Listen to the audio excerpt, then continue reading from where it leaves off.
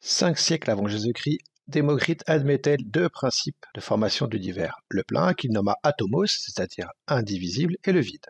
Les atomes existent sous plusieurs formes, sont innombrables et se déplacent sans arrêt dans le vide. Ils peuvent s'assembler pour former différentes matières. Ils sont si petits qu'on ne peut les voir et il est impossible de les diviser. 3 siècles avant Jésus-Christ, Aristote pense que le vide n'existe pas car la nature a horreur du vide et que s'il existait, il empêcherait tout mouvement. À ses yeux, la Terre est composée de 4 éléments, l'eau, la terre, l'air et le feu. Malheureusement, la plupart de ces recherches entravèrent le développement de la science durant fort longtemps. Fort longtemps. En 1803, après le développement de la théorie des éléments chimiques par Lavoisier, le physicien britannique John Dalton considère que la matière est faite d'atomes et que lors d'une réaction chimique, ces atomes insécables de forme sphérique peuvent se combiner avec d'autres atomes. Il décrit ainsi un premier modèle historiquement connu sous le nom de modèle de Dalton. Celui-ci restera en place durant de nombreuses années. En 1898, Joseph Thomson propose un nouveau modèle de l'atome. Les électrons chargés négativement et des particules plus lourdes chargées positivement sont confinés dans une sphère de rayon environ égale à 0,1 nanomètre. Ce modèle est connu sous le nom de plum pudding. En 1911, Ernest Rutherford propose un modèle de l'atome où il serait un système solaire en miniature, c'est-à-dire avec l'électron gravitant autour du noyau comme la Terre autour du Soleil. En 1913, Niels Bohr complète ce modèle en ajoutant que les électrons ne peuvent occuper que des orbites bien précises, que les électrons sont plus nombreux sur les orbites les plus éloignées et que certaines sont plus stables que d'autres. En 1926, Erwin Schrödinger propose un nouveau modèle de l'atome dans lequel les électrons ne dérivent plus des orbites mais sont contenus dans des nuages. C'est le modèle actuel de l'atome, le modèle quantique. Si on zoome sur ce morceau de charbon, nous allons tomber très rapidement sur son composant le plus petit, c'est-à-dire l'atome de carbone, qui n'est pas noir. Nous distinguons tout d'abord le nuage électronique composé d'électrons, de symbole E-, de charge électrique QE égale E égale moins 1,6 fois 10 puissance moins 19 coulombs, et de masse ME égale 9,1 fois 10 puissance moins 31 kg. Ces électrons semblent évoluer autour d'un centre. En zoomant une nouvelle fois, nous tombons sur ce centre qui est le noyau atomique. Ce noyau atomique est un petit peu comme un sac de billes. Ces billes qu'on appelle des nucléons. Parmi ceux-ci, on distingue les billes bleues, qu'on appelle neutrons, du fait de leur charge qui est nulle, et leur masse est 1,675 fois 10 puissance moins 27 kg. Les billes rouges, maintenant, qu'on appelle des protons, qui ont une charge positive qui vaut plus E, soit plus 1,6 fois 10 puissance moins 19 coulombs, et leur masse qui vaut MP égale 1,673 fois 10 puissance moins 27 kg. Pour symboliser le noyau d'un atome, deux termes nous sont indispensables. Tout d'abord, le nombre de nucléons, qu'on appelle nombre de masse A, et qui, pour 7 atomes de carbone, vaut 12. Puis le nombre de protons, qui est appelé numéro atomique, noté Z, et qui, pour tous les atomes de carbone, vaut 6. On symbolisera le noyau de cet atome de carbone de la façon suivante. D'une façon générale, nous écrirons le symbole de l'élément auquel appartient l'atome. En haut, à gauche, le nombre de nucléons, c'est-à-dire le nombre de protons plus le nombre de neutrons. Et en bas à gauche, le nombre de protons, c'est-à-dire le numéro atomique. Quelques exemples pour déterminer la constitution d'un noyau.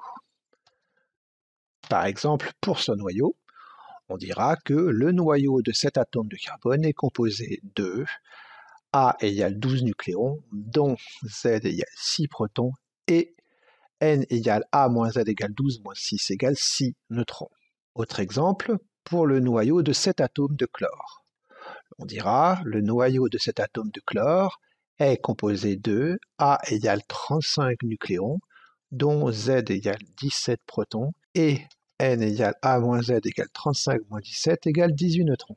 Enfin, pour le noyau de cet atome de fer 56, on dira le noyau de cet atome de fer est composé de A égale 56 nucléons, dont Z égale 26 protons et N égale A moins Z égale 56 moins 26 égale 30 neutrons. On voit que le nombre de protons n'est pas nécessairement égal au nombre de neutrons. En revanche, l'atome isolé est un édifice électriquement neutre, c'est-à-dire qu'il contient autant d'électrons de charge électrique négative dans son nuage électronique que de protons de charge électrique positive dans son noyau.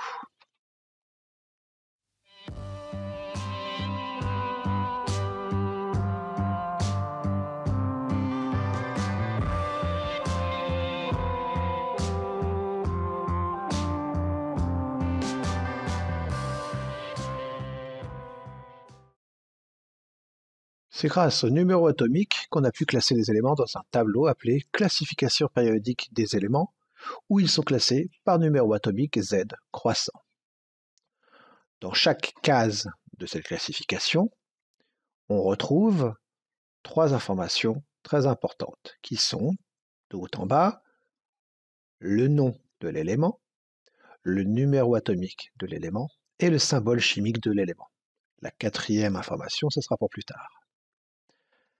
Exemple et application. Nous cherchons le symbole et le numéro atomique du carbone. On retrouve le carbone encadré dans la classification.